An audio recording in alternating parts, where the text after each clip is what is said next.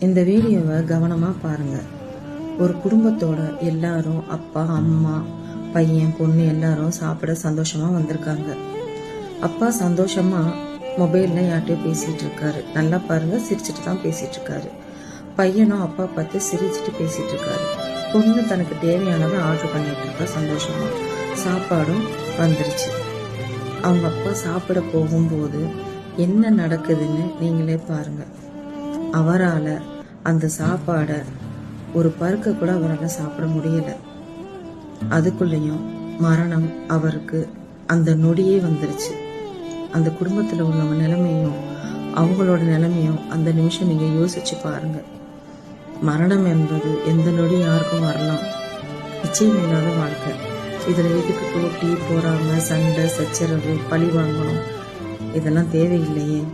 நாளை என்பது ஏன் இந்த நொடி கூட நம்ம